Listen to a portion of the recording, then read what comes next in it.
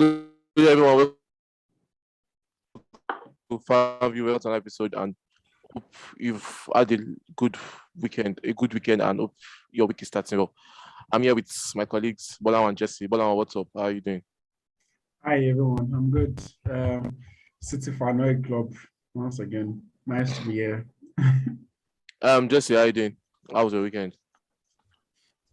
My weekend was good. I enjoyed watching football this weekend. Okay, so we had so many drama this weekend, and we've had so many drama from transfer window this week and during the weekend. We had drama. Alan scoring Antony showing us why he's one of the best young striker in the world. Sorry, it's the And best. if not the best, I mean, and sorry for that. And we had Mayu spending stupidly or spending wisely. We don't know yet. We're going to talk about it on Antony. So where do we start from? I think we start from United because United played first during the weekend. Let's talk about the match against Southampton. How was the performance from them? Jesse, starting with you.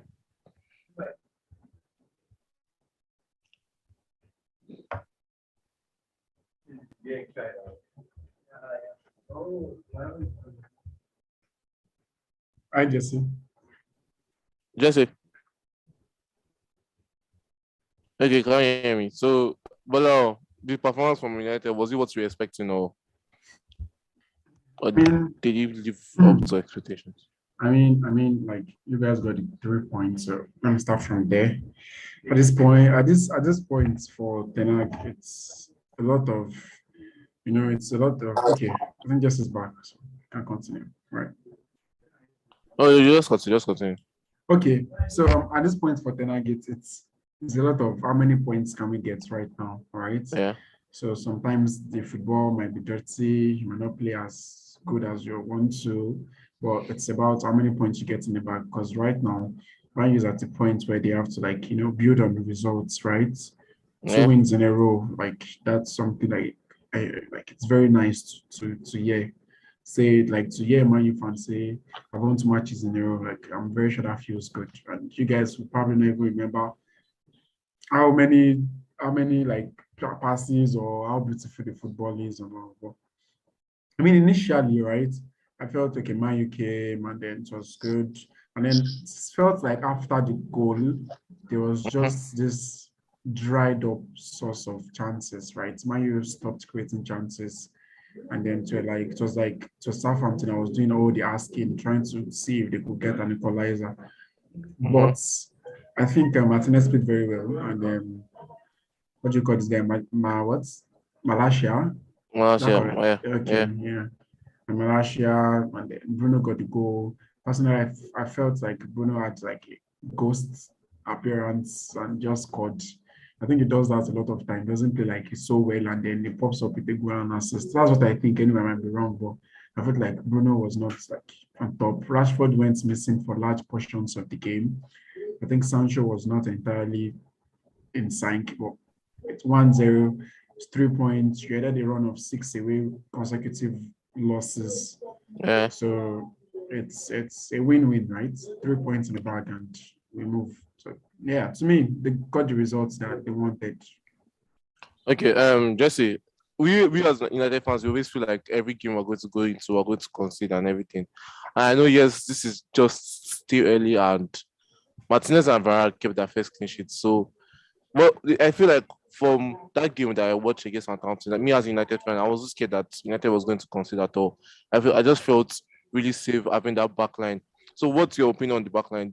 What do you think about the back line? Martinez and Varane with Manasseh and Dalot and there.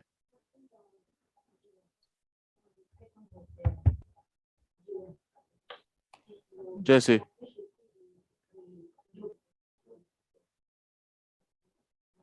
Wow. Can you hear me? Yeah, we can hear you. Yes, we can hear you. Oh my God, what's happening? Sorry, please repeat the question. My internet is having problem. Yeah, I said like we United fans, we feel more secure having Martinez and Varane as our partnership center backs, And as a United fan on Saturday, watching that game against Antony, I didn't feel like Satatu was going to score because of how secured I felt with Varane and Martinez. So what's your opinion on the partnership between both of them?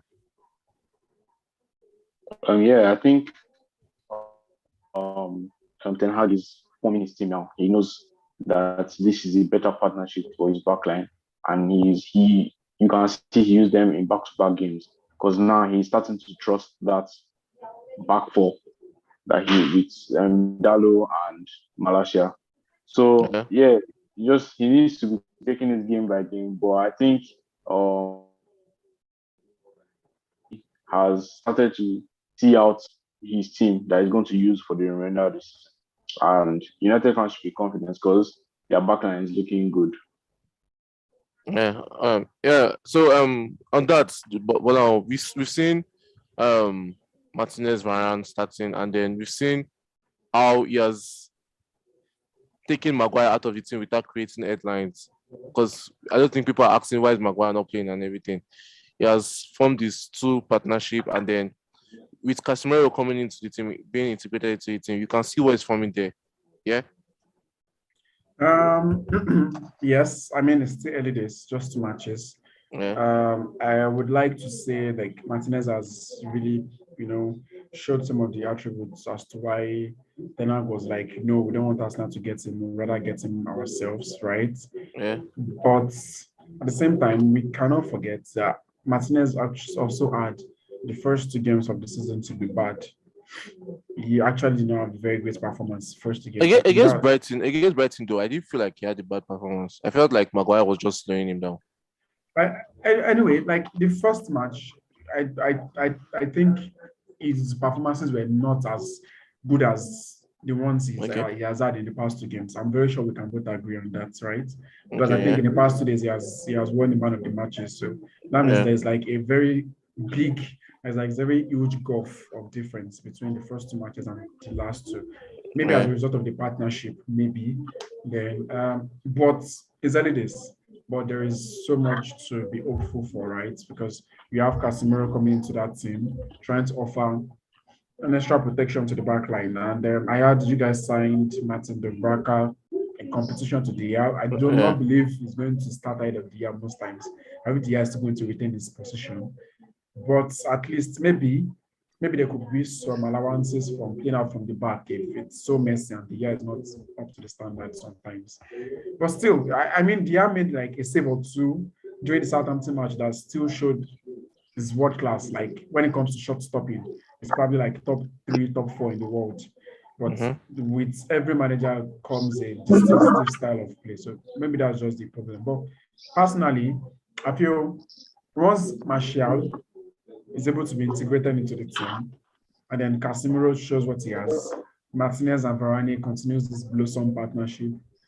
Malaysia still showing what it is. Dalo, yeah, I think Dalo is good. He can give you moments of attacking brilliance, like the cross he gave out for the Bruno goal. And at the same time, Yeah. he can also be defensively weak at times. But I Yeah. mean, no team is perfect, right? There is no perfect 11 team of 11 players. So there is so much to hope for. I feel in 2 games, I'm a little bit optimistic. Okay. One I touched on Dubraka. Jesse, so we've just signed a new player from Ajax, 100 million euros, and a lot of United fans are saying the money is so much, but we love the player, so we'll take him. Where do you stand in this? Do you feel like United really wasted money, or since is the player Ten Hag wanted, you just go out all out and get him? Or what do you think?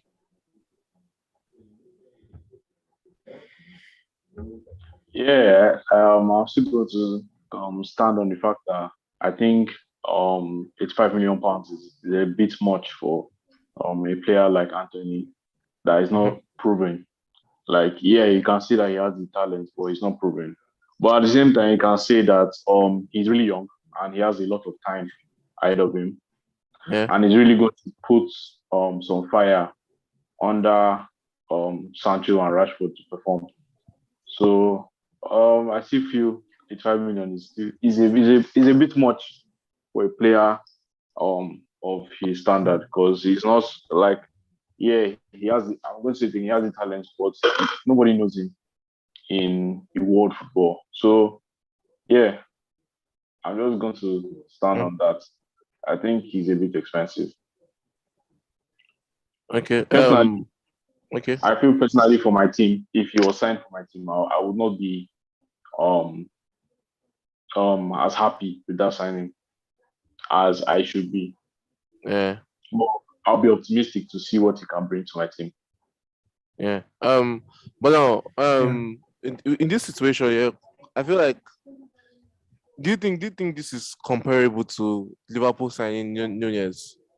No, because I feel Liverpool is more about there is the team with the structure, right? And then we just want you to lead. Like we just want you to be the striker for us.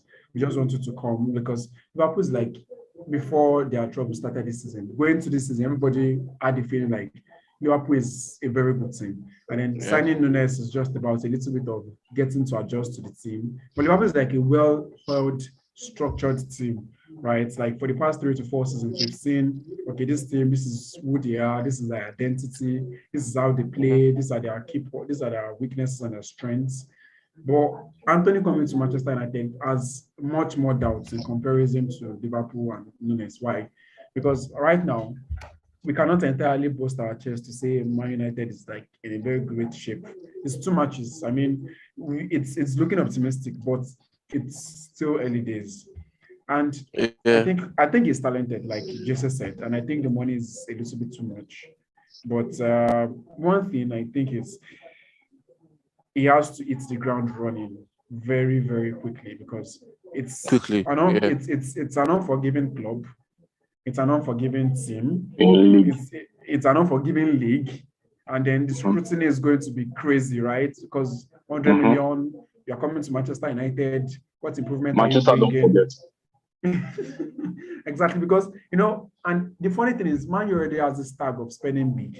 And then it's like some of these signings do not turn out to be as great as expected. So I feel the best thing for him, like the best thing that's going to help him is to just come and hit the ground running. I don't know how easy that's going to be, given that the fact that the season has started already. So I feel Antony is actually in for a record. Like I don't know. He's going to know himself without being told that this is different. As a United fan here that watches Ajax sometimes when I have nothing to do and watches and love United, I feel like just because Ten Hag really wanted a right winger that has a left foot, I just feel like Antony is going to he's going to fit into the team really, really fast. That's what I just feel. I feel like we shall have to wait and see, but I just feel like it's a good signing.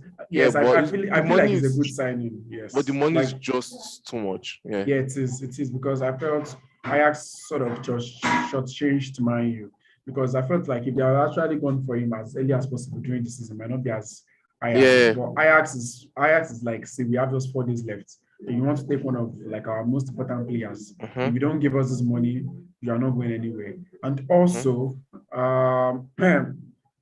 coming from the league, I really do not rate that league so highly, right? Because I mean, just look at it. We've had Ola going from West Ham and smashing it. We've had Tadic leaving Southampton and going to. But then I mean, they've going to the best manager in the league, so.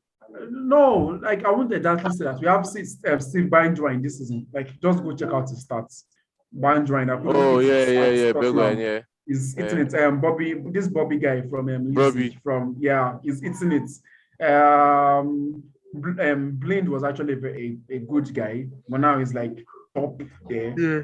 Ziyech came from no, you can't tell me like the hype that Ziyech brought from Ajax is as much as Antony to Man U. Ziyech, everybody were like, this Ziyech is like a very, very, in fact, don't let me say it. If I started saying Ziyech is like Mahrez that not download finish. But Ziyech coming, leaving Ajax. Jesse can agree with me, like to Chelsea at that point, everybody felt this is a very good deal. Like, I mean, they just played against Ajax in the Champions League where they played 4-4. Am I right, Jesse, where he scored one crazy goal against them? So, exactly. So everybody were like, Ziyech is going to come and bang it, but see where it is. So There are so many bots. But hopefully Okay, it turns so out well. we're going to move away from United, but before we move away, we just have to talk about their next match against Leicester on Thursday. How do you see that match going? Jesse. I think that this is where United are going to be tested. They have to concentrate on this game because Leicester are like right now they are throwing caution to the wind because they are winless this season. So now they are desperate for a win. Yeah. So they are going to be going to that match knowing that they are just going to throw caution to the wind and go for the win. They're going to put everything into that match. So I think there's a potential banana skin there for United, and they need to be very, very careful when they are playing that match. Because Leicester still have their threats. I think Madison will be back for that match, who is their main playmaker. And so you have the usual threats like Vardy and all their attackers. So I just think United need to be concentrated on that match. If not, they are going to be cut out by Leicester. Okay, so just your score prediction. I still back United because I think they are finding their feet right now in the season. So I'm going to say United will win 2-1. Okay, but any addition to that on your score prediction? Yeah, I actually think this is very right. Leicester has been like really, really messed up this season. But at the same time, I think I've watched like one or two of their matches. Like you can actually see this Leicester side, but it's like they cannot sustain for like 90 minutes. Like they do not have this, there's no like it feels like when you're watching it, like the team feels dead. Like there's no injection of new players or someone else. Like it feels like the ideas that Roger has been spreading for the past 2 3 seasons is like, oh fine, please can we just have someone that's just going to like I don't know how to explain it. There's a feeling that Patson Daka gave last season when he came into the team. And then we're like, oh, this guy's going to come to challenge Vardy. And then I know in the conference league Europa where they played, he scored like 2 or 3 goals in his first 2 matches. I guess this injection where new signings can actually bring it to a team. And it's actually lacking in Leicester right now, like a lot. And like Jay said, I'll actually back Manchester United. But I feel it could be very, very, it could be a trap if they don't actually Don't like, know. yeah, exactly. That's the word. So Okay, my prediction would be like 1-0. Let's Man. Yeah, I'm going 2-0 United. Okay, so now we're moving to a team that we're switching opponents. We're playing Leicester next. Chelsea played Leicester, and Chelsea's playing Southampton next. So I'm moving to Chelsea. Chelsea, how was Chelsea Crystal Palace? Chelsea Leicester City. Sorry. How was the performance from Chelsea? Surprisingly, I think that when we went down to 10 men, Chelsea actually played better. Like, so because like Leicester, when we went down to 10 men, Leicester thought that the game was going to be more open for them. But I give credit to Tuchel because even though he was on the touchline, the players had already known what to do before the halftime because that's a potential for Chelsea to concede, which we always do in those types of situations. But credit to Tuchel because he already put instructions into the players' heads and they're able to conduct themselves. And he made the change in the second half and we played a lot better. We moved the ball better. Credit to Sterling as well. He scored his first 2 goals. He saved us in this match. I'm not still going to say anything. I'm not going to speak like that. But yeah, you can see. I'm just going to touch on Gallagher again. He's just proving our points. I think he was too how do I put it? He was trying to show Tuchel why he should be starting.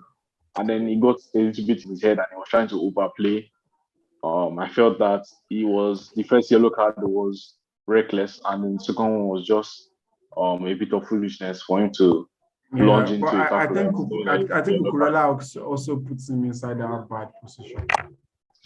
No, if you look at the charts, if you look at it, when Cucurella made the pass and Barnes was on his way, there were 3 players around Barnes that were not on yellow cards. Out like that anyway. There are midfielders that if it was a smarter midfielder, he would have known that I'm on yellow. I can't make a challenge like that. That's a red. So I just think maybe he needs to go out on loan again. Maybe But the thing is that we are lacking midfielders right now in the club. So like is a crossroads. We are at a crossroads now. We don't know where to go. But I just think he needs to go out on another loan just to gain more experience. Even Miss Mount went out on loan twice before he came back to become a proper Chelsea player. So I just think he needs maybe another loan to solidify himself as a first team player. But overall, I think Chelsea we got the job done at the end of the day with 10 men. And I was seeing a stat that when a team collected a red card first 30 minutes, there have been 138 games played and only 23 won. So credit to Chelsea for putting themselves together and getting the win. Yeah. Yeah. But now I want to ask you like two questions. And first one is going to be about Gallagher. Do you think Chelsea fans overreact when it comes to Gallagher? Or do you feel like he needs more time? And Sterling, how good was Sterling in that game? Like you've been the one praising Sterling saying he's going to score goals for Chelsea. So it wasn't surprising to you, yes, obviously, but how good was he? Okay, so let's start with the Gallagher. Personally, I feel Tuchel is not actually doing Gallagher a great deal. Like he's playing him in double pivots, right? And it's not so much of. I think for you to play in a pivot role, you have to be like a very very cool, less of energy, more of positioning and strategic thinking. And Gallagher is like almost the opposite of that kind of player. He's the kind of player that's like a box-to-box midfielder. Like he wants to get in, he wants to be involved, he wants to, he wants to give everything, he wants to run from here to there, and then because that's exactly how we played at Crystal Palace. That all of us were like, oh, this guy's actually playing well. He tries to arrive at the box late, tries to play shots, try to play shots, move around, press. He does a lot of pressing. Like he's a pressing monster almost. But playing him as a double pivot, I think probably because of the lack of options that Chelsea have in the midfield right now. I think Kante is not fit. I don't know if Kovacic is back yet. So is Kovacic back? Yeah, he's not much fit. Okay. So I He think played like 20 that. minutes. Oh, okay. I didn't finish the match. So I think, yeah. Tuchel is not actually doing. Wait. Sorry, before I continue, what were you doing watching Chelsea's match when Man City was playing? Me. Yeah.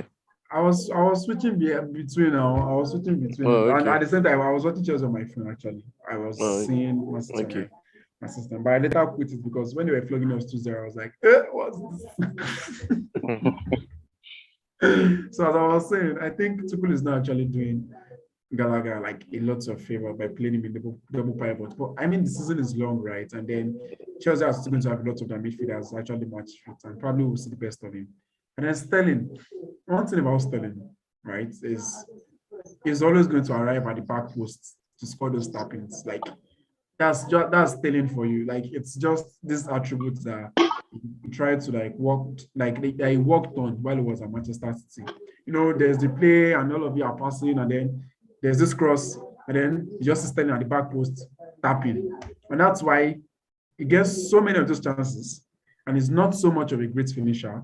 And so when he gets to lose chances like that, it's so obvious because he puts himself into like the best positions to have those kind of chances. And then when he loses them, everyone's like, how would you miss such an open chance? But the thing is, it was there, right? And you're like, Sterling has missed another one next game because it was there again. So he's such a player that his positioning and movement is so good. I just say cannot disagree with it because he gets himself into very good positions. His finishing might let him off sometimes, but when he does on his days, you would absolutely love him.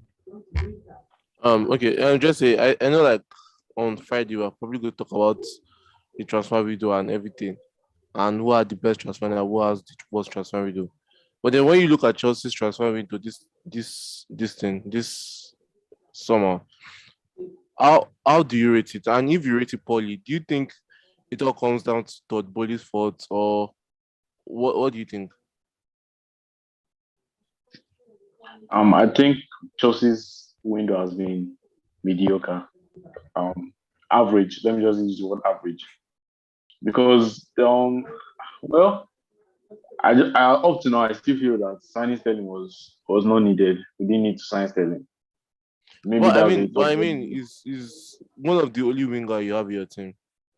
Yeah. We still have wingers, and Tuchel knows that his system does not have wingers. It doesn't use wingers, but he Mhm. brought Sterling in to play him as a false nine, which I don't understand. Because Chelsea's problem last season from the first nine position was the first nine was not able to finish consistently. So he brought in Sterling, and you cannot actually act like now. Why did he bring Sterling? I don't know, because Sterling is not a consistent finisher, but he plays him as a false nine. All the games Sterling has played this season, he has played as a false nine or as a Mhm. striker. So that was another signing I didn't understand. I was like, if you wanted to sign a player that will finish for him from the central position, then sign a striker. Go out and sign a striker. Don't sign the player we signed him for almost 50 mil. And if he brings in Aubameyang down, I don't know where he's going to play, because I like the partnership between Mount and Havertz. People always criticize Havertz, but I like the way he plays in the match. He moves around. He doesn't just stay at the striker position. He cuts into pockets of spaces, carries the ball and distributes it out, and even puts in tackles he presses from the front a lot. And Mount does that as well. So I just think that though I prefer that partnership up front, and then if you now bring in Aubameyang, you play Aubameyang on top. Or what's the plan? Are you going to drop Sterling? Are you going to drop? Who are you going to drop? So I just think that that signing was not the best. Needed. Yeah. It was not needed for our window. And then for Fofana, I see the plan Tuchel is playing with, because he likes Fofana as a centre back, especially the fact that he plays in a back three at Leicester, and he's a good progressive centre back. He carries the ball from defense the way Rodri Mhm. guys carry the ball. So I know I understand why he would like a player like that, and signing him for some 5 million. Initially, I was questioning the signing, but the guy is 21, and I was seeing a post recently that was talking about comparing um Fofana's first season to Van Dijk's best season, and their stats were very, very comparable. So he's like one for the future. He has a lot of talent he's going to bring to the club. And Cucurella, I like what I saw so far, because Chilwell has been having, he always has injury problems, but Cucurella came and he has changed the left back. He has made the left back position his. So I just think, yeah, the transfer window has been good. It has been average. That's the word I used. It has been average. But bringing a midfielder or an transfer window from a 6 to maybe a 7 or 8.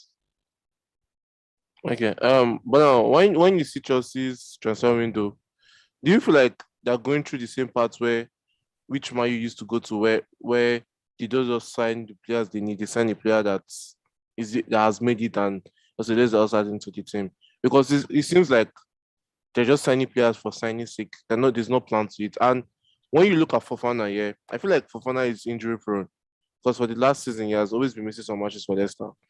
So I don't really get why Chelsea wasted. I won't call it a waste. Why Chelsea kept 75 million on Fofana? Or what do you think? Well, can I just Okay, add Jesse. Sorry. something Yeah, before yeah, um maybe chips in? yeah. Say talk.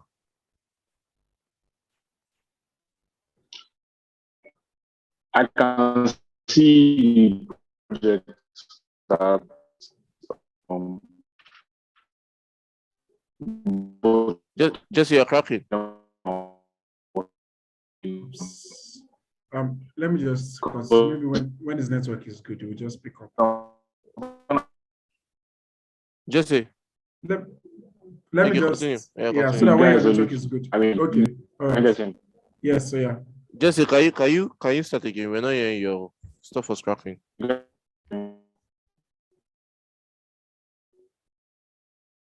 me just okay, miss you. okay. I said I see where Yeah, muted. Yeah, I muted him. Oh, should I continue? So Jesse, his network is good. can you hear me? yeah, we can Yes. hear you now. Uh-huh. What did you want to say? Okay, I wanted to say that I see where Todd Bowley and Thomas Tuchel are heading to because Fofana has been injury prone throughout last season. Yeah, I agree. But the guy is only 21. He still has like a lot of years ahead of him. If you look at Rich James last season, Rich James was injured, I think, about 4 or 5 times during the season. So it's like, I think he's just like the beginning stage of his career. And a lot of signings that were made, we signed um, Kasadai, we signed Chukwumeka, we signed a lot of young players. So I think he's just trying to build the younger squad up so that they can have like like generational talents into the team. So I just think that that's where his head is at. But that doesn't include the Sterling signing because I just think Sterling is a player that Tuchel told the he wanted personally.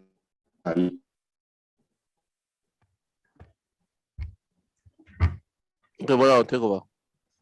Okay, so I wanted to say very quickly that I do not think Fofana is actually injury prone. I think he just had like a very, very like crazy injury that like took him out for a long time. Just like, when Sane had his injury at his last season at Manchester City, like 9 months or stuff. And I think that's the only major injury that he has had in his career. I think this goes with Fofana. And yeah, he's 21. Like having a centre back, top flight, 21 years. I mean, most defenders actually get to pop, what I say pop, like reach their peak at 27 to 29. Like that's like when most defenders, like, several positions have their peak, average peak power, right? So for Yeah. wingers is like 22 to like 27. And then but for the center backs, let me say center backs. For keeper is a little bit wider. So a keeper can go from like 27, 28 to like 32, 33. But for center backs, between the age of 26, 27 to 29, 30, that's when they're actually at their peak. And so when you have a center back that is like so good from the age of 21, I feel it's very good because now center backs are expensive. You don't get them cheap anymore. Everybody knows how influential a center back can be to you. So just look at the Leeds, right? From Ajax, the amount was spent on him to go to Juve, and now despite how much Bayern bought him, and Bayern did not spend excessively on players, but were able to fork out so much. So I think Fofana's money might still be reasonable to me, given the fact that he's 21 and is a center back, and there is so much more space and time for him to develop and become very good, right? And then, what was the second question you asked me? Sorry. If you see any strategy in that signing. Oh, yes. I do, but not with the big profile signings. I've observed that Chelsea have actually been doing a lot of signing some young players, players between 20 to like 23. Yeah. I see that in Fabrizio news, like very, very regularly. Yeah, exactly. Like that 18, 20, that young range. So I think, yes, I actually see some strategy in those signings, right? And then Chelsea is a big team. I mean, you lost out in 2 finals last season. You were the third in the Premier League, and you lost out in the quarterfinal of the Champions League. If you want to replace Rudiger and Christensen and Alonso, you really have to go for the big guys. You really have to buy players of the Koulibaly, Cucurella, and Fofana. Yes, and Fofana profile, right? You cannot just plunge and then do a lot of scouting and then buy players that you want to grow. You have to buy some players that are ready to like get into the team and move you a step higher. So I feel they've divided their transfer market into like two ways, getting those high profile signings. Some of the profile signings, like the way they sign them has been like sort of strange to me, they are not linked to them for a long time, and then just suddenly get linked to them. Poof, they want to buy.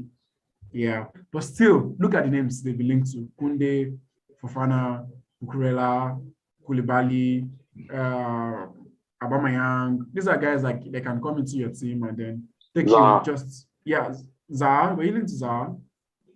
I just saw it this morning.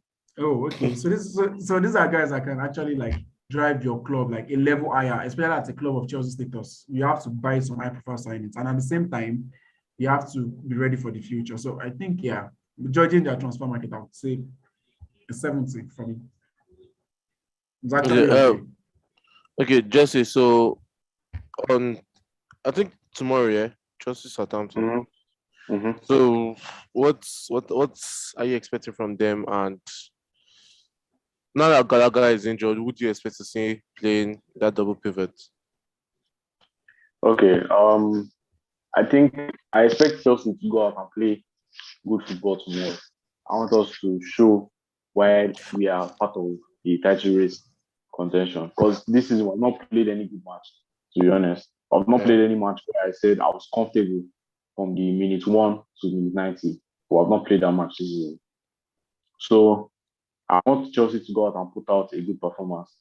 And unfortunately, Morena is not available because Southampton is boys. Yeah. He always scores against. That's his candidate. He always scores against them. So he's not going to be available. But I think that Chelsea should win that game and they should win it comfortably after all that has happened throughout this season so far. Okay, What was the so other question? score prediction. Okay, my score prediction. Oh, true. Before that, I said, who do you want to see in that double pivot? Okay, yeah. I wanted to see Gallagher from when Kante got injured. I said Gallagher. Sorry, what's his name? Billy Gilmore. Okay, Gilmore. Okay. Billy Gilmore. I've enjoyed that boy. That boy is a good footballer, and I thought he was going to come in, but unfortunately, I've not seen him in the first team setup yet. But he's the one that I wanted to play because sure said Kovacic is not playing because he's not match fit yet. But I think he's going to start Chukwuemeka, and I want to see him play too because I've heard a lot of good things about him. So I think he's going to probably start that position tomorrow. Okay. Before you give us a score prediction, how do you feel about Ross Barkley leaving? And do you think Chelsea treated him right? Well, I just think that it's a situation of manager not liking a player or not thinking a player fits into your system. The same as Ziyech, because I still feel that Ziyech is the player that will change Chelsea's attack this season. He's meant to be that player because he has a lot of good attributes going forward. But I just think Tuchel does not really like him because he's not as physical as he wants him to be out wide. So I just think it's another situation of the manager not gelling well with the player. But it's unfortunate that he's leaving because he's a very good footballer. But I wish him well. And I hope he goes to a good club and he continues to play good football. Yeah, Ziyech is rumored to go back to Ajax, so that's a good club. Yeah. I'm happy that he's going back as well because I love Ziyech. I didn't really know him like that, but when he came to Chelsea and I saw glimpses of what the guy can do with his left foot, I was sold. He's a really good player. So I hope he goes to a good club and he continue playing good football. He goes to Ajax, don't worry, you go back and pop. Yeah. That's if this new manager can bring him like the way Ten Hag did. So I was surprised that United didn't even go for Ziyech because that's a player that is good and it will be cheaper, way less cheaper. So I was surprised. they were happy to Antony. 100 million. Okay, so just your prediction. Okay, tomorrow I'm going to imagine what? I said imagine if he goes to United now, he doesn't do anything. He meets left back that will be It's not going to be the first person that will go there and not do anything now. We'll he's going to be the first person that goes for 100 million and does nothing. That will be very. I'm telling you guys now. I'm very, very sure Antony is going to ball. I was reading recently that Sancho had until your match against Liverpool, Sancho had scored less goals than United had managers since he came, and I was so surprised because you can see Sancho. Because the team has been bad now, bro. Now that the team is getting better, you can see the real Sancho. So you guys should give him time. He has only scored one goal this season. I feel like this is the season where you can judge Sancho, not last season. Okay, we'll judge him this season.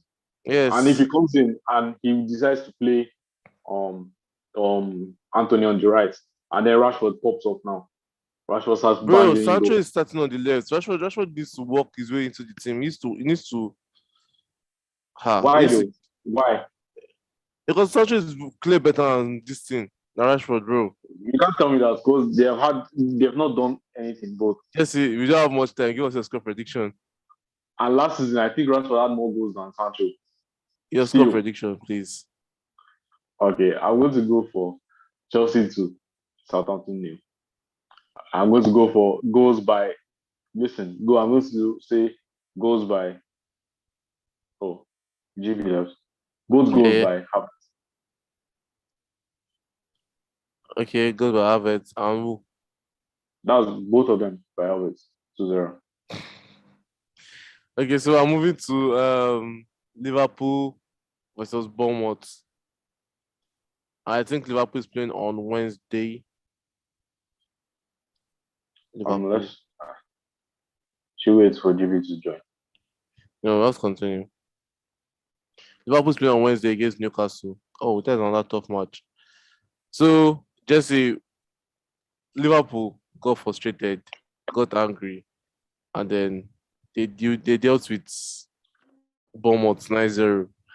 Was that a performance you were expecting from them? Yeah, I did say I said it on the show Yeah. last week. I said Liverpool was going to win convincingly. I thought it was going to be 5-0. I think that was my prediction, 5-0. But they did more than that. And But unfortunately, Salah did not score assist what is unfortunately, fortunately. because I have him in my FPL. Okay.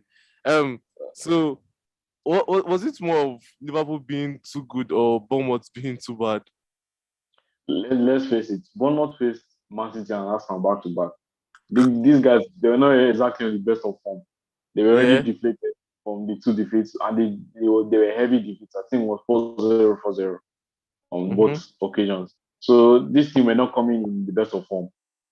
So it was always going to be a case of Liverpool trying to assert their dominance because Liverpool had the points to prove. So it was always going to be that sort of matter. I think even Scott Parker knew it that his team was going to get battered. So, well, this kind of things happen in football. I think he should go to Ralph Hasenhuttl and maybe take a few pointers on how to recover from a 9-0 loss. Watching that match, was it clear to you that it was obvious that Bournemouth are going to get relegated this season, or do you just feel it's one bad game? Let's still give them time, or what do you think? I still think I'm going to give them a bit of time because they've not had the easiest run of fixtures. I think their first game they beat Aston Villa, so Mm-hmm. that was a good match, and they lost to three of the top six teams in England. So three of the big six. So those are expected losses. So I just think that we should give them a little bit more time to pick themselves up. So maybe after like 2 or 3 matches, we'll be able to know where they stand. Mm-hmm. If they're going to get relegated or not. But they are ready for the Premier League. I mean, when watching that match, I felt like what do you call it? I felt like the goals they considered were so poor. I was like, what's going on? And then you just saw Liverpool just trolling and everything. It was so crazy. Just are you there? Yeah, I can hear you. I can Yeah, hear it you. was so crazy. It was so crazy. Given that, so now Liverpool fans are here saying they are back. They told us it was just a minor slip up and everything. Is there a performance to show that they're back, or would you give them to after the Newcastle game? Jesse? I think is can Yeah, I can hear you. I can hear you. Hello? you hear me? Yeah, I can hear you. Hello?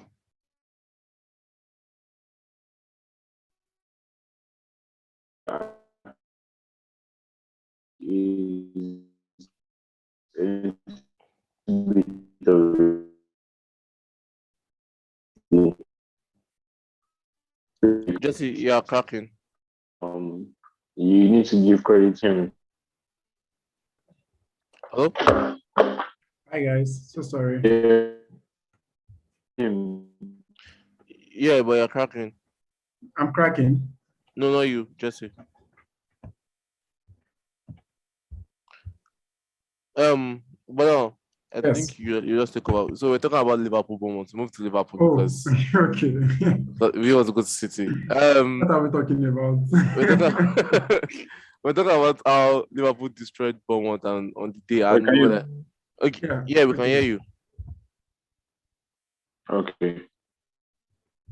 Okay. Continue. Okay, but so we're talking about how Liverpool and Bournemouth, and then we're talking about was it a day that Liverpool were too good or Bournemouth were too bad? Honestly, when we had our last meeting, right, I was saying, I don't know, but I feel like Liverpool are just going to transfer aggression on these guys.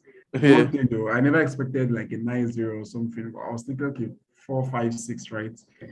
I think I even predicted 4-0 because I wanted to keep it as decent as possible. But Liverpool were just too good for them, and Bournemouth were just too bad because when someone is too good, someone has to be too bad.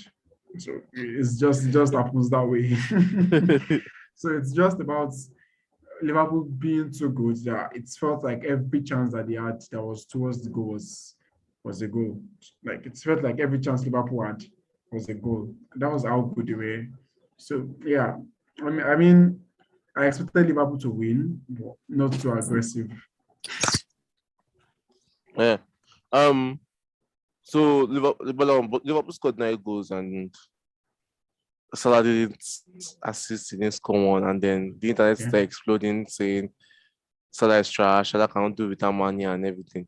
Are you worried for Salah, or do you feel like it's still Oh going to score no, goals? I'm not. No, definitely not worried for Salah. But I just feel like there is a little bit deviation in the way Liverpool plays. That's a little bit away from Salah always being in the box at the same time. Still saying that Salah had two big chances. I mean, there was a ball. Yeah, there was a chance. Yeah. It was very close to like an empty net. Like he could have just scored.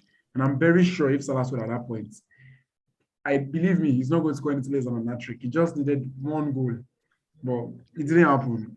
That won't happen so many times again this season. Salah is still going to score. Can you get him? Yes. Yeah, we can hear you. Okay. Just to add to that, I think that the system has changed a little bit because when Jota and Mane were playing together with Salah, they were always like a support to Salah. They were always giving him a lot of chances. But now Luis Diaz is hungry for goals. We have Darwin that is also hungry for goals. So everyone wants to get on the score sheet. It's not like a case of the Salah show anymore. So you can see like Salah now goes into wider positions. He tries to be a playmaker now. So I just think it's a change of personnel. But eventually, when Salah gets a goal, he will continue to bang in goals. Yeah, of course. Okay, Jesse. So club said he was wrong, that he admits he was wrong and he needs a midfielder. How important do you think they need a midfielder? Do you think they need a midfielder that? Oh yes, we all know they need a midfielder that suits into their system. But if it gets to a case where they cannot get that midfielder, do you feel like they just need an extra body just to make sure they have a very good, strong midfield? I think that there's still a case of club being easily proud in the sense that he doesn't like admitting when he's wrong. But I think they need to sign a quality midfielder, one more quality midfielder midfield, because there's actually a team that have a fantastic midfield today on Saturday, and they are not going to meet teams like that every week. So I think he needs to sign a quality midfielder. I don't think he should just sign any random person. If he doesn't get like that particular midfielder that he wants, then I think he should just go into the season like that and then maybe go again in January. But Yeah, that's it. Maybe you can go and Milinkovic, Savic, those type of midfielders that will bring class into their midfield. But also, Yes. just explain to us when's this game's going to bring Liverpool versus Newcastle. I mean, you just played Newcastle, so you know what they bring, and what are you expecting from Liverpool? One thing I would say, please don't miss that match, because that match is so going to be exciting. Like, I really feel like it's one of my matches to watch during this next round of fixtures, because Newcastle are a team that would not sit back and then pack the ball so that you can dominate. No, they want to play on the front foot. Like, they want to press you, they want to attack. One thing though is, the moment Saint Maxima sees that he can find joy where he is. Oh my! Did you see the goal he scored against Wolves? Yeah. Oh my God! Like, yeah, very beautiful. That goal was so good. The technique in that goal was like shouting. I think, who is Saint Maxima going to face? Is that Arnold? Yeah. Oh my God! Okay. All right, please don't miss because he plays on the left. Yeah. Oh, I wish I can hear Jesse right now. We can't hear you, Jesse. What's happening? So I was saying, please don't miss that match, because the moment St. Maximum can see like Arnold that is finding joy in Arnold's wing, it's so going to terrorize. Like, it's so going to be on the forefront.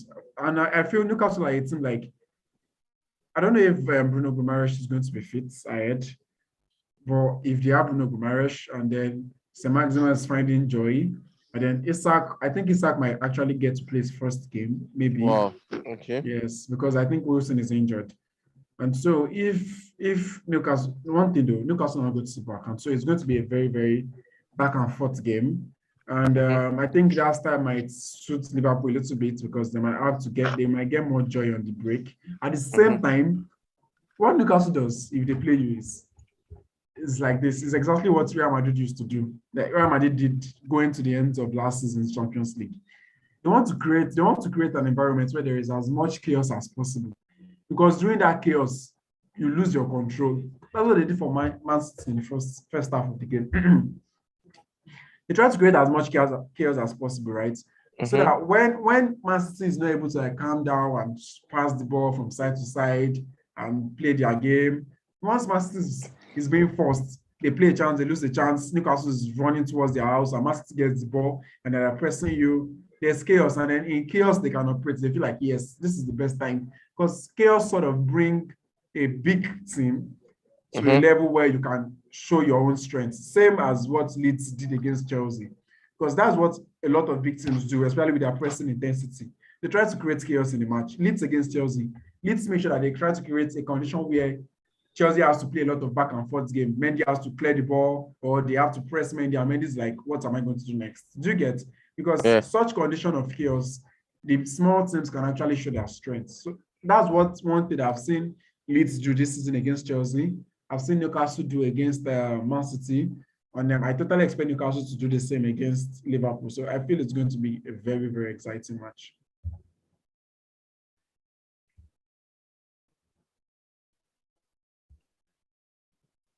Hello? Yeah, I can hear you. Yeah, so like I said, I think it's going to be a very, very exciting match, and we should all look forward to it.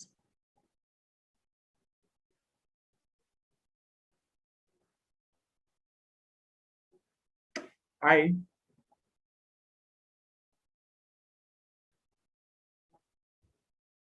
guys. I think he's disconnected. Okay, I thought you wanted to say something just say before. Oh, no. I think you have said it all about the match. I just can't wait to watch it now. Honestly, I feel like it's going to be so exciting. Like, Newcastle are so going to, make sure that Liverpool sees early. But Liverpool can end up flogging them like 4 or 3 because of the style of Newcastle. Yeah, that's a high possibility. I just feel if Newcastle gets the first goal in the game, The game is It's going to be going crazy. to be a very long night I for swear, Liverpool. I'm telling you, like if Newcastle scores first, oh my god, it's going to be crazy. Like they're going to make sure that Liverpool sees win. But still, sure, I don't know. I feel like Newcastle is like they are looking to me like a top 8 team, right? Not in the top 6, but like a top 8 team. Like Yeah, I just feel, yeah, like they just have all these sort of pieces eaten up together. Their transfer window has been so good.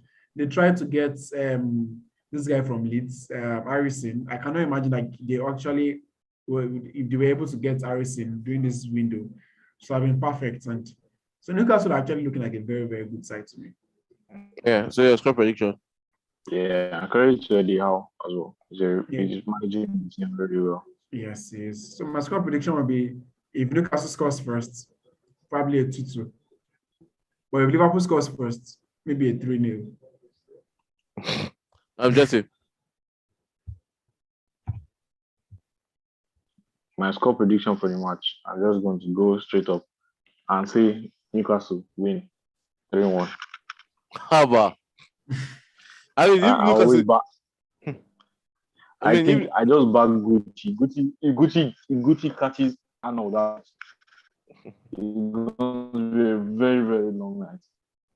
I mean, if Newcastle was to win that match, Because I isn't know that right now, isn't that Liverpool out of title race? well, you can never tell because during the course of the season, Man City might still drop points very well. Because now everything now you can see Man City are conceding first a lot. One day they'll concede first and they'll not be able to come back. Those type of games will always happen during the course of the season. But I just think that with St. Maximin's form right now and him being Newcastle's pure outlet and their cause of like mayhem in the opposition's final third, him going against Arnold is just going to be a mismatch. I feel it's Honestly, Anfield. Okay. is it Anfield? Yeah. Yes, I feel it's Anfield too, but I feel whatever happens between St. Maxima and Arnold, we really, really reflect on what will happen in the game generally. I think even the funny thing is, I think Matip is back. So honestly, if it were like it was Arnold and Gomez at that side, I just feel like it's like a disaster waiting to happen. But I don't know. I don't know because if Maxima is on, if Maxima is actually in his feelings, it can mess anybody up in the league. Since it's Anfield, I think I'm just going to go 2-1 Liverpool. So I'll move it to the champions now. But now explain to us how you felt when you were 2-0 down, and I feel like when your team is losing, you watch the game more because you want your team to score. Yeah, What right. tactical changes did you see from Pep in the second half? Not just Okay. What did Jesus say? Just what do you say? Okay. I said not just you. Just concede first. I just off the So honestly, the number of tactical changes like that Pep made in the match is like so much. Like I don't even know where to start from. But we're actually playing fine, processing like we used to. And then the first set piece was like first 3 to 4 minutes, and then if Stones deflects the ball, it goes in fine, all well good. It happens. We're playing fine again, playing well. Another set piece, we leave Anderson free. He nods on what is the word that they use? When we just nod like nobody marks you, a free, yeah, exactly, a free header, 2-0. I was like, what is happening? I was like, what is happening? Like, what's happening? Crystal Palace is like a boogie team anyway. So I was like, oh my God, this is one of those days where Crystal Palace just comes to beat us and they go away again. But I think it was as like we're trying to do what we wanted to do. Like there was a game plan, a very, very long and tactical stuff, because I don't know where I'm going to start from and end today, because I was reading an article that talked about it. So the plan was like basically to have our, like, we play our wingers usually up the touch line, and then we have an extra midfielder entering the right half space. That is the space between the full back and the center back. Crystal Palace uses 5 at the back. And then they have three center backs, and then one center back is supposed to be pinned to Haaland. And then they have the wing back, I would say, left and right. So that was supposed to be Foden and Mahrez. Sorry, I think I'm right here. Cancelo and Mahrez, because Cancelo occupies the far width, and the Mahrez holds it. Why Foden tries to like move around the half spaces, trying to find space. Cancelo holds the width. Walker joins the midfield guys. So it's two Stones, Diaz, Rodri, Walker, and sorry, I've forgotten the third guy that joins them. And then the front five: Haaland, Foden, Mahrez, Bernardo Silva, exactly. Bernardo Silva, why KDB joins them in the midfield? So KDB has a chance to like go forward and backwards. So the plan was just like stretch them, cause an overload on one side, I think the left side, get an overload on that side, then make sure that most of Crystal Palace center backs do not know who to follow, and then try to see if there can be some space for Haaland. And then initially we were trying to force these balls to Haaland, and then it was quite difficult because we were playing, you could see the style, but the execution was bad. And then the first half break, and then second half, we actually needed the goal that Bernardo Silva scored. In fact, the goal Bernardo Silva scored was just like a direct reflection of what we've been trying to do through the first half. This guy goes wide. I think was it Foden or KDB goes wide. Okay, Mahrez, yes. Mahrez was trying to make a run to the box. And then Bernardo Silva held his width. And so the wing back tried to follow Mahrez, right? And then the ball came from Rodri to Bernardo Silva. So Bernardo Silva had enough space to like come deep from the width, bend in, try shots, deflection, fine, 2-1. And then Haaland was like, oh yeah, this is my party, you know? So and so the first goal came from Foden, cross to Haaland, a striker goal, second goal, positioning, and that third goal. That goal is exactly the reason why I see Haaland scoring so many goals this season. Like, Haaland was making the run in between the two center backs. Gundogan was like, I'm very sure Gundogan was like in two minds because he could have played the pass earlier. But I was like, see, forget this guys beside me. Just give me this ball. Just put it in between the two of them. Put it at the blind side of Henderson. And the ball came through. First touch, second touch, he head off Ward as if nobody was at his back. Positioned himself. He did not even play the shot. He just placed the shot into the net and the keeper could not even jump. Like Pep was like, after the game, was like, that was just a striker's goal. Like that's the kind of goal we don't get our first nine scoring for us. So I mean, it's very exciting. Like I really love to see Haaland. And the one thing I like about Haaland, anyways, if he scores 10 goals, he celebrates everyone like he's scoring from a goal drought. His eyes are so shouting, and it's like, yeah, you know, just has that vigor and that passion. So I talk too much. It's my team. We won. Thank you. Jesse.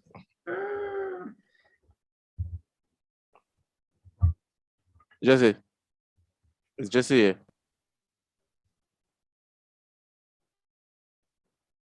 I think Jesse is in here. Is he? Hello? Okay, so but we've been rumors that Baka. Okay, Jesse here. Yeah, yes. Yeah, we can hear you now. So we're talking about Erling Haaland now. I don't know if you were part of the people that were saying Harry Kane was going to score more than him and everything. When you see performance like that, what do you have to say about Erling Haaland? And do you still feel Harry Kane is going to score more than him? I hope you guys can hear me. Yes, we can. Yeah, we can. But I think there's an audio lag, so it comes a little bit after. Yeah. Okay. So I'm just going to say, yeah, Haaland is a player that I always love. I like the striker personally. He's a very good striker, and if he does outscore Kane, I will not be. This network is really terrible tonight. I say. Jesse. It's very bad tonight, right? Can you guys hear me? Yeah, we can. Yes. Okay. As I was saying, if he outscores Kane, I'll not be angry. But I still think Kane just has that Premier League edge, and you can see Kane is still scoring. I think he's one goal behind Haaland or 2 goals. I can't remember, but he's still trying to tell him that look, I'm still the Premier League proven striker here, and I can still score goals. Don't be deceived. And Kane does not even usually score in August. He doesn't score. He's still trying to prove a point to him as a young man. He still has what it takes. But it'll be a good matchup. I just think that it'll be between both of them. I don't think Salah can outscore both of them from this point on. But I stand to be corrected. And Ronaldo is out of it.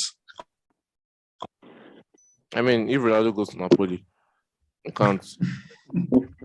I think it's between both of them, but it's be a good competition this year. Maybe have a time for both of them.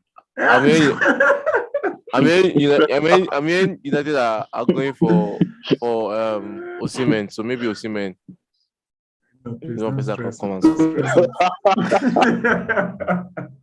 No, come on. I think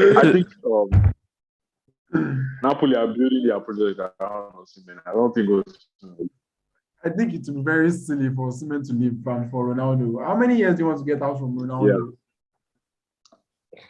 Yeah. So, okay. And they'll live in group stage. That's funny thing, though. They will leave group stage of Champions League. I think Bola, you've always. Well, I think you've always been saying this. You've always been saying, Osimhen. I'm sorry, Jesus Christ. That Alan will come to Man City and he will score goals, and because of how they create chances and everything, and how last season you could see them without playing with a striker, how you guys really needed the striker, and Elinana is just the perfect fit for it. So just add to it. It's like what do you have to say? I mean, yeah. I mean, it's surely not going to score in every game. That's for sure. Mm-hmm. We all know that.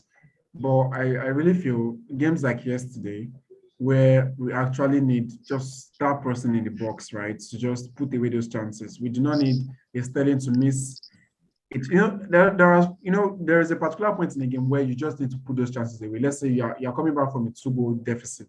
You have scored a goal, 2-1. You need to score that next chance of yours so that you can just have that chance to come back, right? So that's exactly what it brings. That's just the difference. Those games. And I feel probably and hopefully we get to see it in the Champions League, because I feel that's where it works the most, where you just need that sudden different player putting things through, like Benzema did for Real Madrid last season. Okay, after the match here, we saw Pep shouting at Stones saying you're the man, something like that. What the Stones do spectacular? I think Stones had a very good game. Like, he actually had a very good game after his deflected own goal. Yeah, after the own goal, I think he had a very good game. And Pep had actually spent a lot of time shouting at him from because there was this tactical switch that Pep made in the second half. Walker was initially part of the midfield, and then later we changed it to 3. So we told Walker to join Diaz and then Stones, and then become 3, and then 2. Then played Foden wide, put Alvarez in. Alvarez is just, I love that guy. Like, he's just an element of chaos. He comes in and it's like he wants to do everything. He wants to run around. He wants to score. He wants to shoot.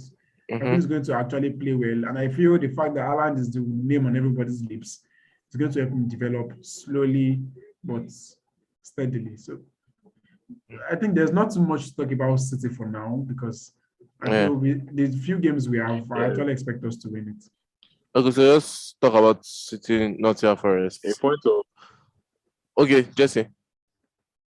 I think a point of concern for me is the less games that I see Maris playing, because I don't think he has started their last 2 games in the Premier League.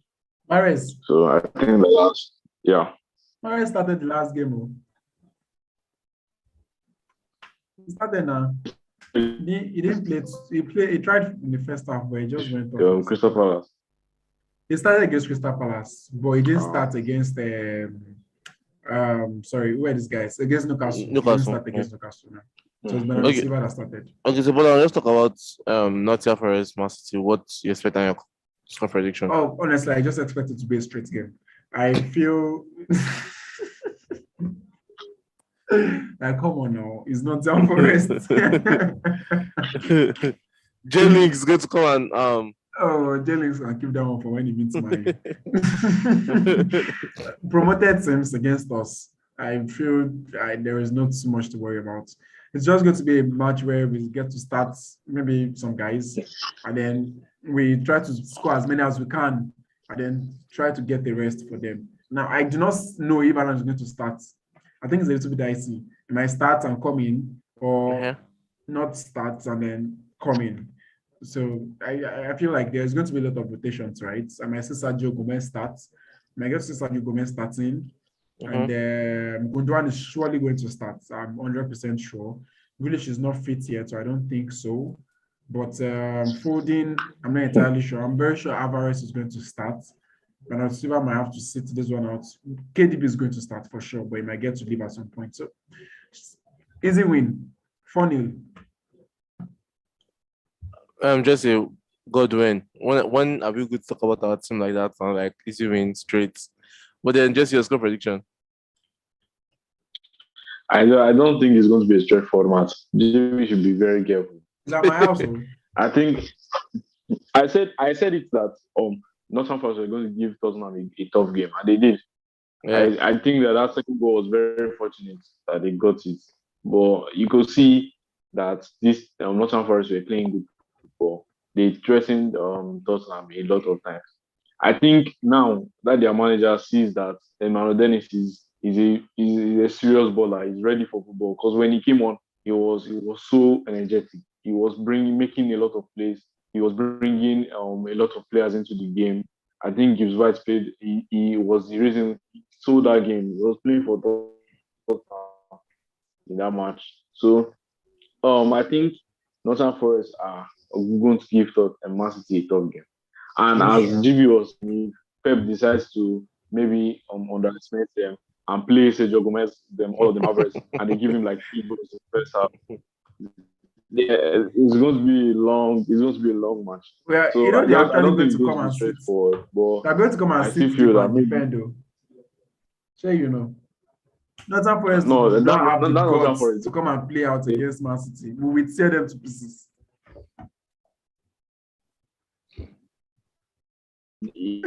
You can see they just signed Renan Lodi. They just signed Renan Lodi. They know that they are ready for attack. We will That guy, he lodge, doesn't play around. we will lodge his life. I think he has a vision.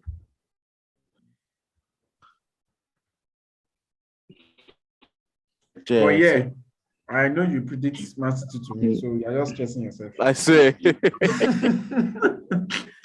I see Man City. But I don't think it's going to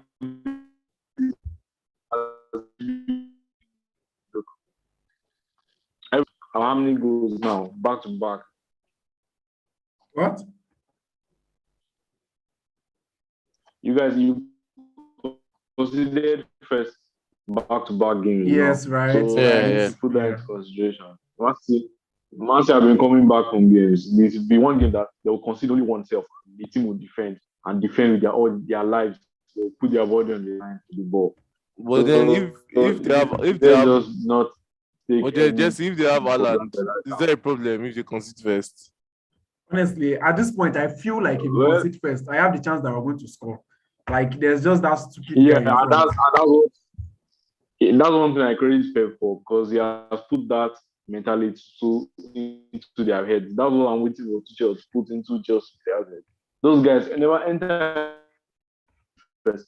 They play as if they don't care about I think and I like how Pep has put that into his players. But you guys really tried last match, honestly, because one man down and you played no. Like at a point I was like, no, kudos to Chelsea. Like they actually played like with a man down, honestly.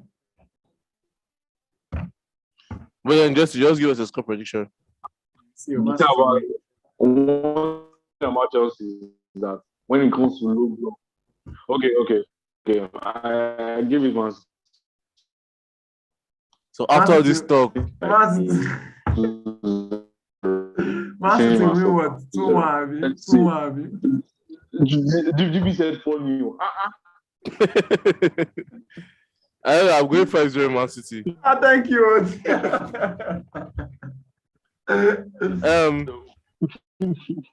So let's go talk about Arsenal first. Don't before be we go surprised. to- J-Links will actually score. See, J links and all your links, we will do it for you when you meet. Not Okay, for- so now I'll talk about Arsenal, the league leaders. And for the second week running, I asked this question again. Can Arsenal win the Premier League? Because they seem unstoppable. GB. Jesse wants to scream no with all his lungs. Jesse. No.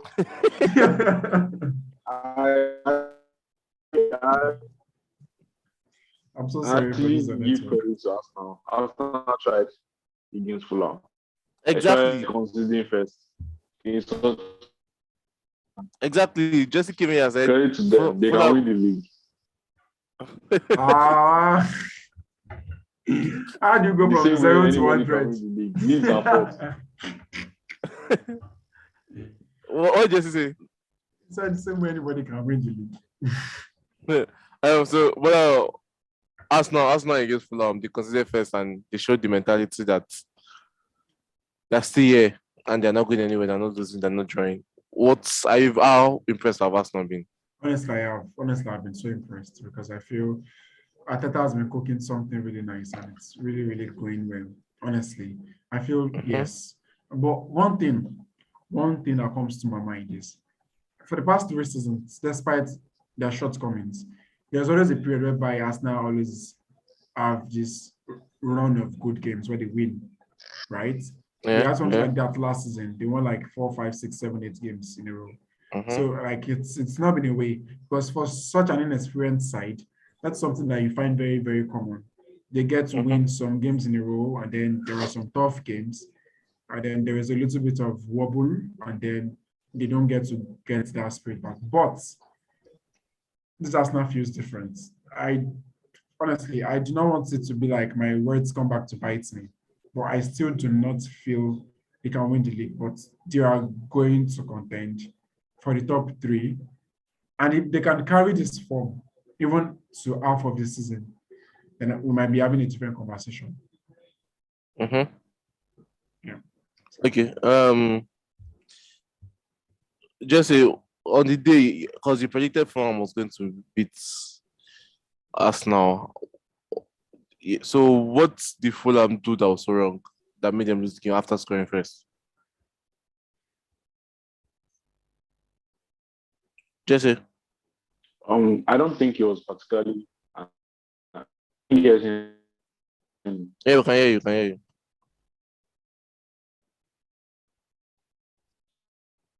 Okay, I don't think it was particularly.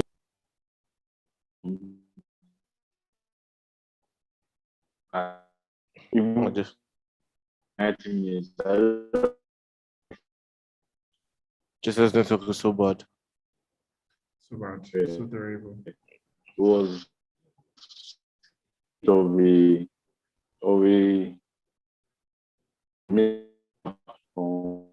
real.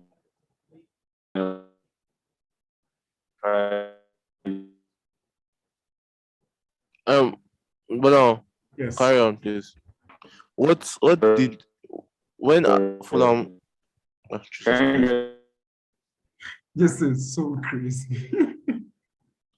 Yeah, no, please, can I talk now? When Fulham came up with the goal and they were winning Arsenal, what did they do wrong that? Or was it Arsenal that just? Yeah, I felt the goal was against the run of play.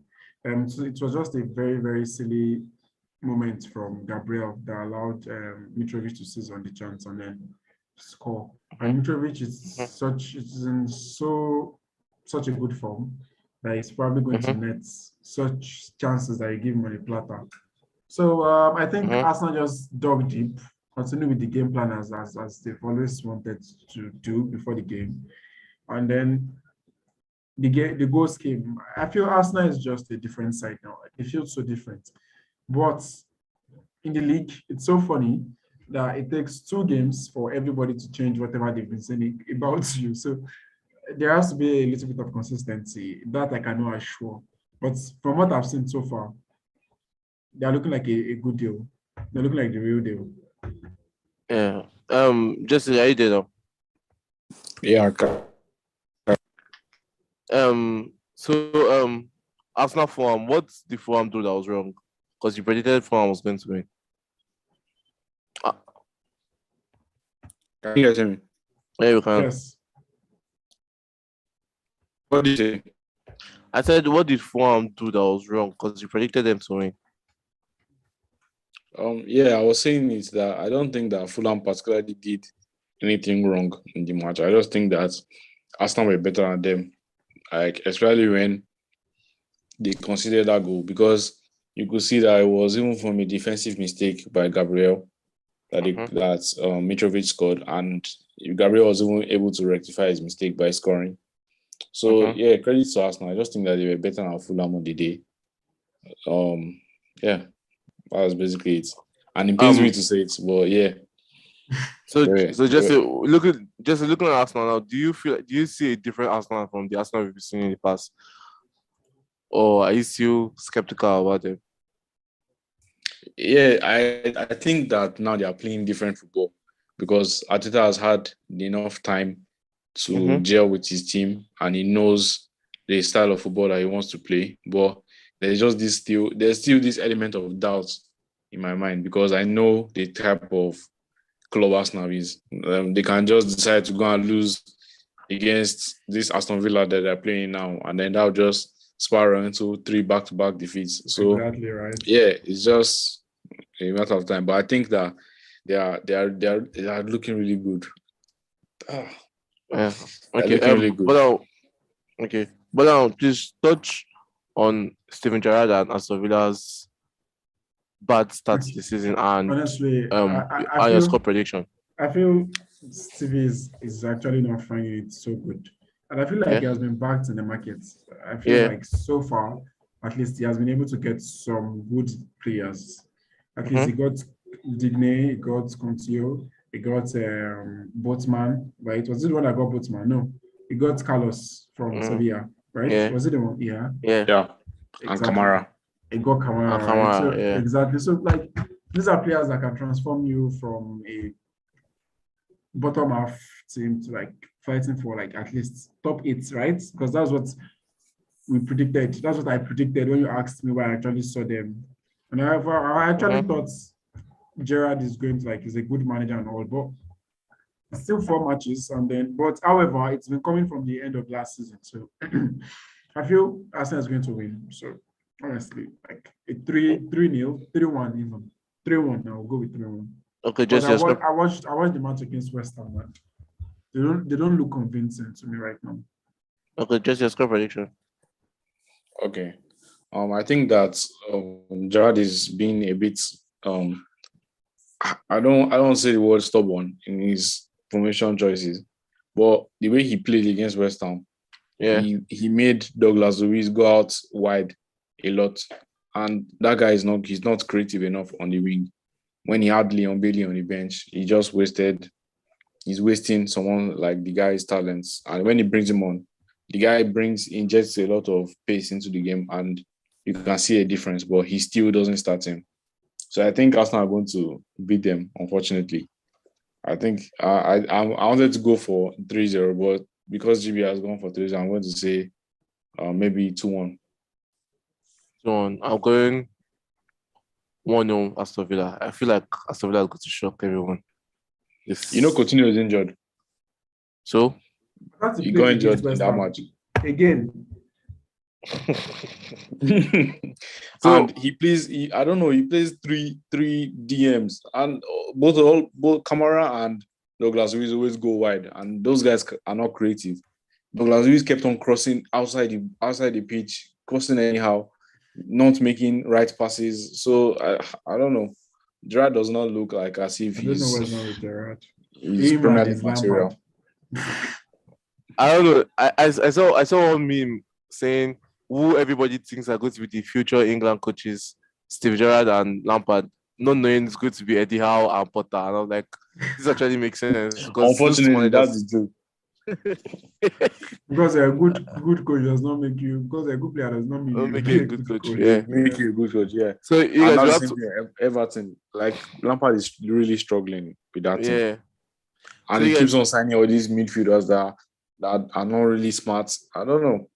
and you're gonna sign Mopi. I was like, what does Mopi want Yeah, to do in Everton? What? People like will you sign can see, random. this is a player that Brighton did not want. Brighton did not want, and you brought him into your club. So And yeah, you can see, even when Dele Alli comes into the team, Dele Alli tries for the team. He plays well, but you dropped him. you sold him. He sold him. He sold him to Besiktas, and then he Besiktas. bought Onana. And that guy has lost so many balls. He has lost more balls than minutes he has played, I think. Yeah, I just thank God for Lampard because he has actually helped transform the Wobby's game. So that's one positive I've seen. Yeah. So you guys, And he have to, brought Mason Mount as well. So yeah.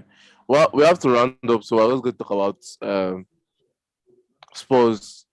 Spurs 1-2-0. Jesse, explain to us that game. How did the game go? I think that was just a classic Conte game when things are not going for him his way. They scored their early goal, and then from that point on, I just think that Nottingham Forest started playing better than Spurs. Like for a large portion of the game, you could see that Son could not get into the game. Harry Kane tried dropping into deeper positions; it was not working. Kulusevski was not really firing after the assist he got. But at the end of the day, Spurs were still able to get the second goal and win the match. So I just think it's credit to Conte because the shape that they took up, Nottingham Forest were not able to break down that defensive three at the back. So yeah, that was just basically the game. But I think one talking point about the game was when Richarlison was showboating, and I think was it Brother Johnson that came and snapped his leg and everything. I remember he did it against United last season where he got the ball and then he was heading the ball up and then he started raising it. And I was so vexed. I was like, why is it any player going there to kick him? Is Nottingham Forest manager has come and said that nobody's allowed to do that in Nottingham Forest, and Conte has backed his player as usual. Do you think, was that a red card first of all, and should that be allowed in the game where you start showboating?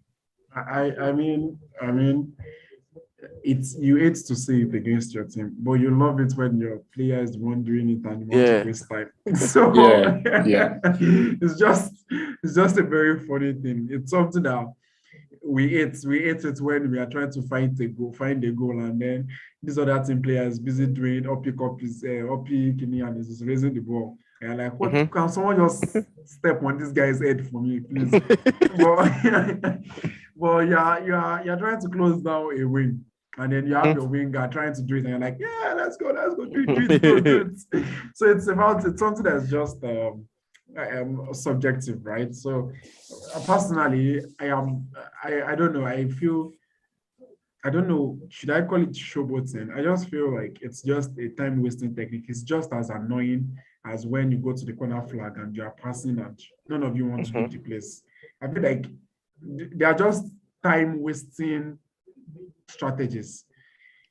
However, might feel like a disrespect to the other team, like the fact that we are in a professional football. This is not samba. We're not in Brazil doing skills right now. Yeah.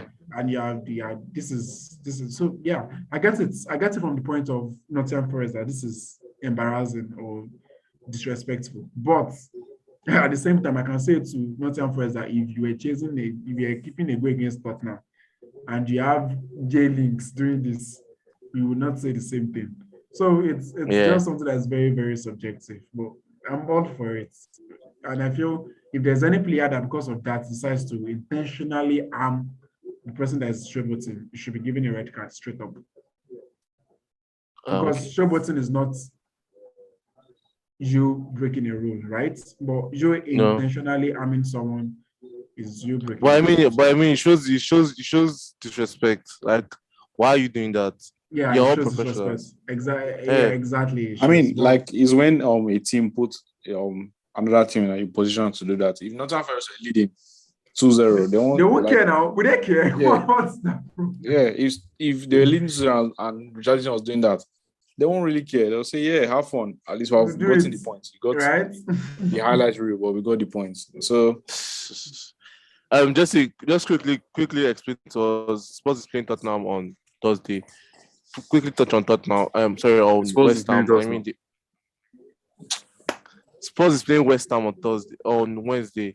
So quickly explain to us. Quickly touch on West Ham and your score prediction on that game.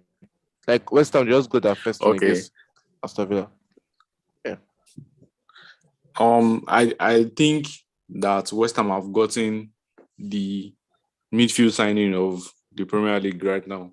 I love Paqueta as a player because I watched him playing for Brazil and the guy is really good because he not only gives you that attacking prowess up top, but he tracks back and he puts in defensive shifts. And now West Ham have gotten their first win, so they have like a little bit of wind under their wings. So I just think that now they're going to be going to that sports game, looking at the way Nottingham Forest played without output, and they're going to try and impose themselves on the game. I think that it's going to be an interesting game. But if West Ham bring the game to Tottenham, they can definitely get something from that game. Okay, so your score prediction. I think West Ham win 3-2. Last 3-2. minute goal. But now anything to add on your score prediction? I think it's going to be a draw. For some reason, I really feel Tottenham are so much squeezing through some of these games that they play.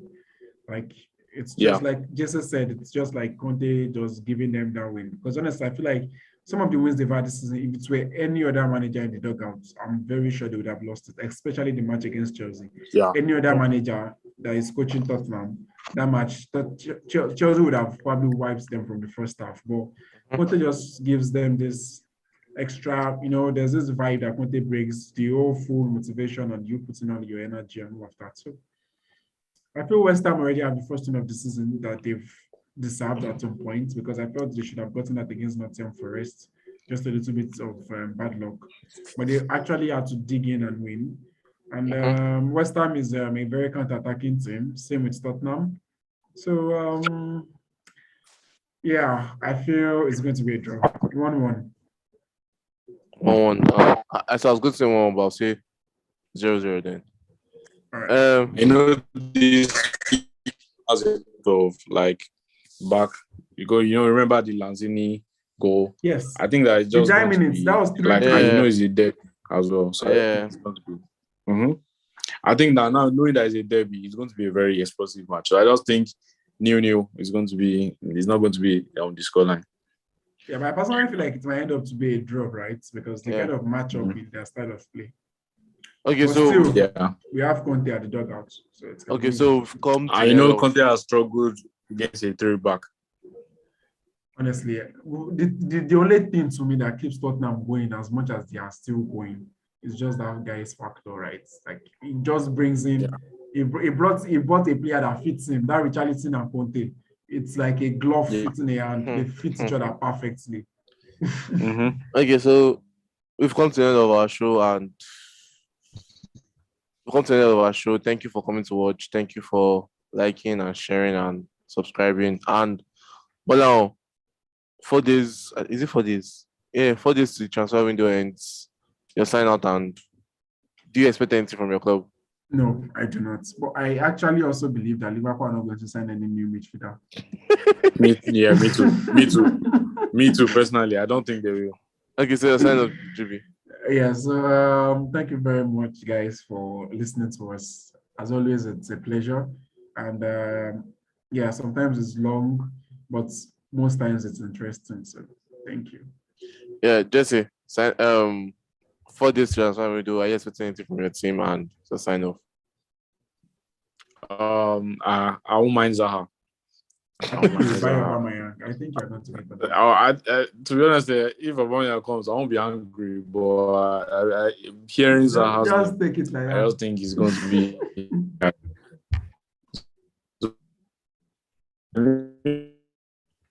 Just means us. Just that to be nice to have that striker. Okay. Can you guys hear me? So sign off. Yeah, thank you guys for watching. I'm sorry for my internet. And please pardon Jesse today because Jesse internet has been bad. And get that fixed. But yeah, that's really No problem. We bad you. It's still cracking. I hope you tune in for talk about Aston Villa now. Thank you very much, and we'll see you on Friday. Thank you, and this is goodbye. Yeah. So we finished.